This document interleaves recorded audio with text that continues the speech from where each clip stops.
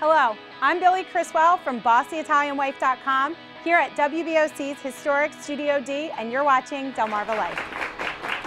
And wait till you see the great recipe that Billy has for us. I'm going to be stuffing my face so full of crab. You just have to wait and see.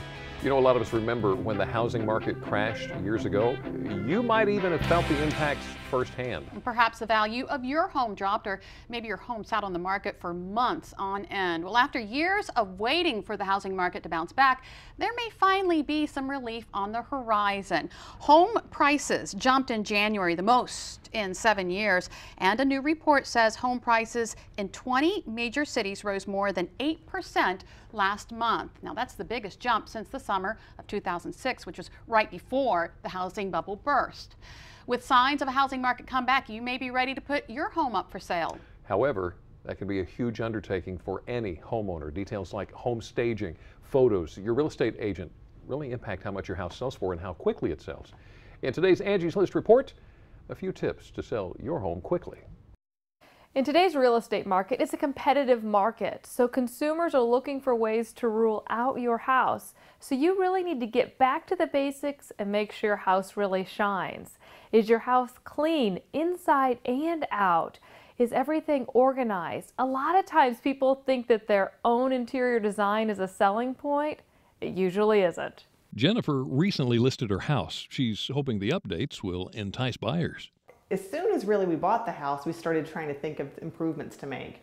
I mean, from a new roof, new heating and air conditioning, a new water heater, things of that nature slowly in the process. About a year and a half ago, when we started really thinking about probably putting it up on the market, we got more serious with the interior cosmetics. So we've done granite in all the bathrooms in the kitchen. We've redone flooring, added a new shower, new toilets throughout. We're about to put new carpet in downstairs. We recarpeted all upstairs last year. So we've done quite a bit of work. When people are thinking about buying a house, they're looking for reasons to rule it out. Simple things like a leaky faucet or bigger issues like a faulty water heater can be a turnoff for buyers. I hate that my sellers are surprised often when the inspection happens, that they had no idea that that was happening.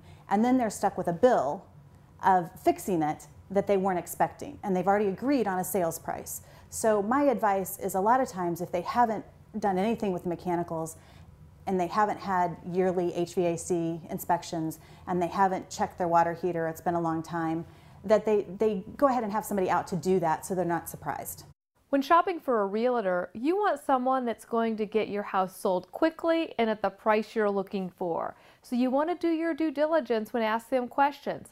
How long has their average house been on the market? How close to the original asking price did the house sell? And what's their expertise in your neighborhood? About a year and a half ago, when I brought Paula in, our real estate agent, to kind of go through the house and tell us what things we need to fix, she went through the house. You know, there were some minor fixes here and there, but when she got to this room, she was like, Jennifer, this is a deal breaker. You have got to fix this room. It was very dated. We had the gold shower, I guess brass. With the hard water that we have here, it was just limed up. It was very hard to maintain. You also want to work with a real estate agent who has online listings. Online photos are, in today's society and the real estate market, they are the only way that houses sell. Most people will automatically assume if there is one picture on the internet that means that the inside of the house is not in good condition. That's not necessarily true, but it is for a lot of homes. Now, in years past, open houses were a popular way for would-be buyers to see properties they were considering, but with the rise and convenience of online listings featuring photos and or video tours, experts say open houses just aren't as necessary. All right, so we've just heard how important it is to make sure that your HVAC unit is running properly. Up next on Delmarva Life, if you're looking for a way to heat and cool your home without all the ductwork, it certainly is doable. Brian Spiros is in Salisbury this afternoon with a little bit more. Brian?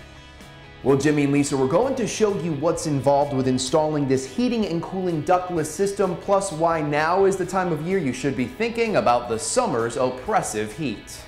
But first, we have teamed up with Sussex County Federal Credit Union to help you make better sense of your money. Here's Deb with this week's tip. On behalf of Sussex County Federal Credit Union, I'm Debbie Jewell with this week's Dollars and Cents tip. It is never too early to teach children the importance of savings. By following 4 simple tips, you can help your children build responsible spending behaviors that can last a lifetime. First, start small. It's never too early to teach kids about money. Use daily errand activities like going to the supermarket or credit union to teach kids impromptu lessons about budgeting and money. 2, make allowances. A weekly allowance is a good way to teach children about using budgeting and spending responsibly. Encourage children to save a portion of their allowance each week by calculating how much they could save in a month or a year. For example, saving $10 a week in a 1.25% APR Kids Club account will equal more than $482 in 1 year. Opening a savings account for older children will educate them about making deposits and withdrawals. 3, identify wants versus needs. Explain the difference and the importance between wants and needs to kids. Encourage them to earn and save for something they really want, and that is a great way to teach them healthy spending habits and delay gratification. 4, teaching teens. Giving a teenager a prepaid credit card or access to a parent's card is fairly common these days. While this is a convenient way to introduce your teen to the world of credit, it can lead to some startling monthly bills. Set guidelines for their use of the card and explain how credit works. Sit down with your teen each month and go over the monthly checking or credit card statement to show them how fast their charges can add up. This is how to prepare your children to become financially responsible adults. Remember, together we can achieve more.